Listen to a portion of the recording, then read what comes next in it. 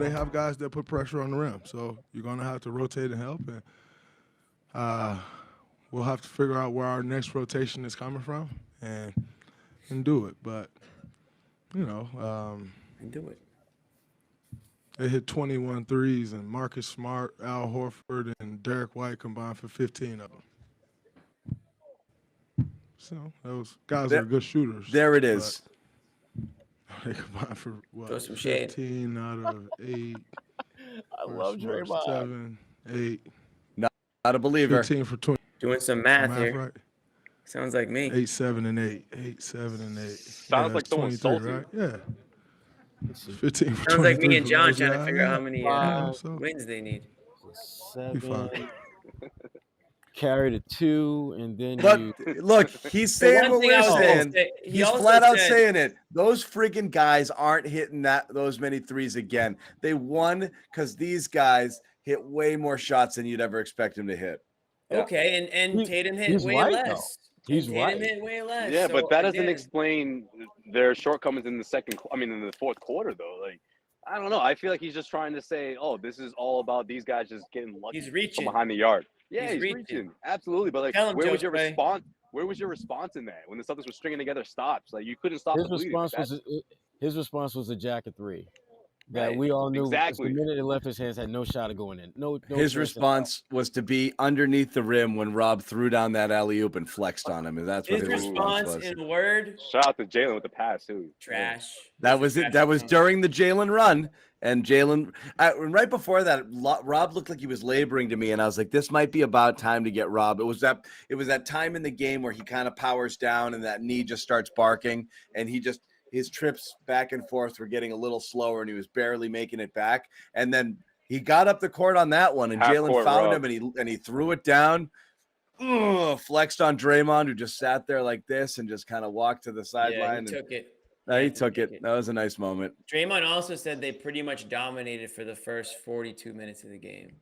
So I don't know. His math is really bad. I don't know about that. You know they were you were losing at the half, right? You were losing at the half. Yeah, man. I mean, I don't know. Dominated? I don't know if that's the Golden word. State played like a front runner for most of the game. They were, and they understandably so. I mean, Steph comes out, drops 21 in the first quarter. If you're Golden State, you're feeling like we got this. And what I couldn't understand was they had a Celtics game. Yeah, they had a bad Celtics game. Yeah, third quarter, it seemed as though it was game time correction, if you will. That it was back to the way they thought it would be, and they did. John, to your point, they did exactly what we've seen the Celtics do all the time: get control of the game, kick back, kick the shoes off, get you a bottle of Merlot. And then forget that there's like 7-8 minutes left to play. This Golden State performance was the Celtics fans' worst nightmare of what they've seen themselves, what they've seen their team do. Golden State pulled the Celtics. They pulled the Celtics. They pulled the bad Celtics. Yeah, if any Warriors fans are in the show, DMs of the Celtics fans are open. You guys can slide in, ask any questions you want. We got all the answers for you. We can get you through this tough time. Promise you, it gets better. I don't know if it's going to get better this series, but it'll get better someday. Jimmy loves DMs. Loves it. He does. Pointing it out. No, I don't want the DMs. I'm talking about Celtics fans. I don't need any more DMs. Yeah, Joe Spade's DMs are open, though. Jimmy's a little more comfortable than I think he should be with the whole slide into DMs conversation. Slide into my DMs. No, I don't want them. I'm saying my favorite. If there's Warriors fans out there, they want to talk to Celtics fans about it. Celtics fans can get them through these tough times. You seem pretty damn comfortable with being slid. But anyway, we'll move on to something. No. Hold on one second. My favorite was someone commented. Yeah, hold on. One more comment. Someone commented that they couldn't DM me because my thing was they weren't open. Jimmy just lost. He goes, "Why would you ever close your DM?" Like you were so. Yeah, dude. That's just being a pro, man. Like why? Jimmy's like, my DMs are always open. I don't know why anyone would. Couldn't be more open. Couldn't be more open. Always out there, lend a helping hand or a word. I want to address the Draymond comments again because that's definitely some sour grapes there, and that's a lot. That's a lot of obvious backhanded compliments to the Celtics who hit the threes where he doesn't believe it's sustainable, and he's right. You're not going to get that level of percentage off of the Celtics, of course. But the dominated for 42 minutes. Get out of here. Are you nuts? Like It was, again, a tie game. Golden State won the third. Celtics resoundingly won the fourth. And I believe, and again, what I thought would happen in the series, it's again, the game is a little microcosm of it. I think the Celtics wear you down because you have to keep bringing it, and it's hard. And once they really put the clamps and they make you work for those, and they're communicating, and you're getting the switches, and you're not getting those little slivers of daylight, and there's not breakdowns, it's harder, and the shots just fall with less frequency, and they're tougher, and they're big, and they're physical. And by the end of it, Golden State wasn't even running anymore. They were just beaten. They completely took the life out of them.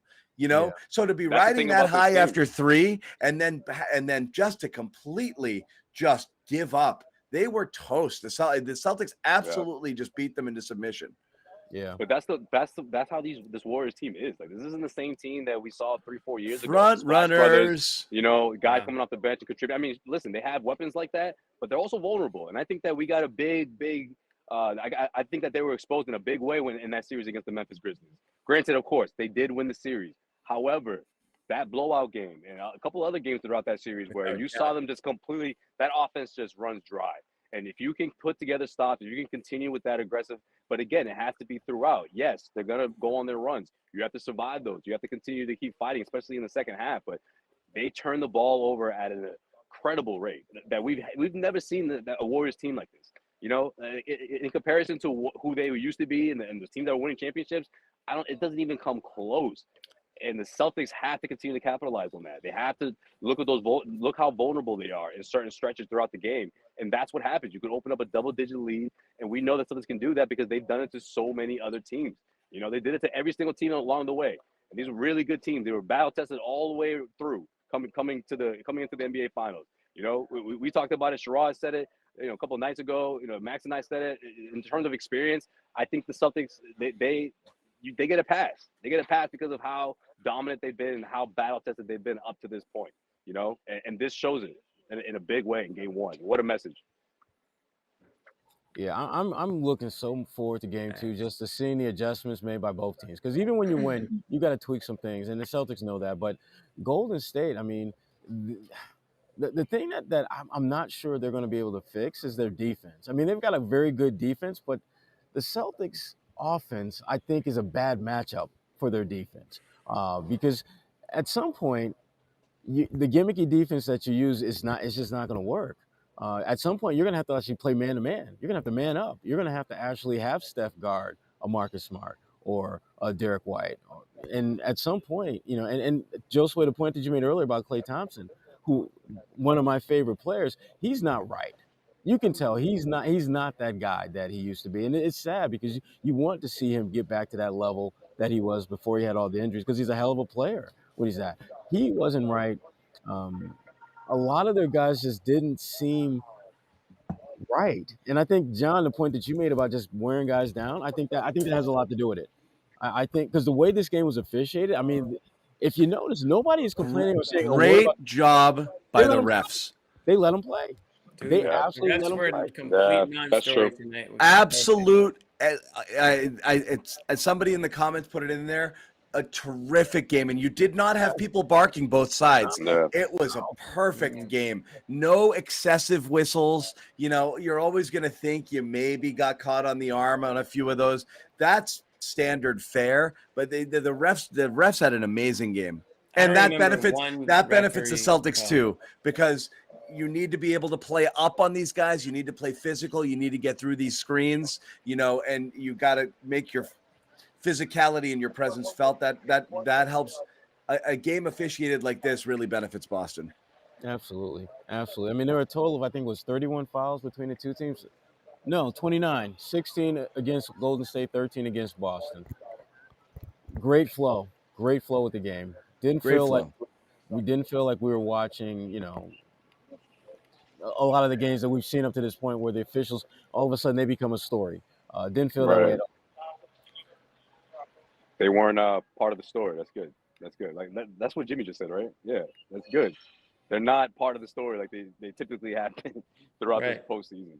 Yeah, that's the way it should be in the NBA Finals. It should be chippy. That's it. I'm happy Draymond said that. That's good. That's that's par for the course, man. Keep it going. Like that's if you're the Celtics. I mean, it's not sure you're not going to expect this team to knock down 22 or 21 threes every single game, but you got to take that personally for him to say that. You know, if you're Marcus, if you're Derrick White, so I can't wait for game 2, man. I can't wait. This is going to get even better. I just want to see how it goes. That was the whole thing, is like so much of it was theoretical, just in terms of like the offense versus the defense. How good is Golden State's defense? You know, the X factor guys who might play. Peyton, is he going to come in, slow down Tatum? Blyween didn't, but you know, how was Rob going to look? So much you just kind of needed to see it once. We got a good glimpse of both sides, I think, here. I don't think by any means it's over. I just do think that, you keep saying the same thing. It's just, I do think Boston's got the thing that they don't have to worry about, and Golden State's going to have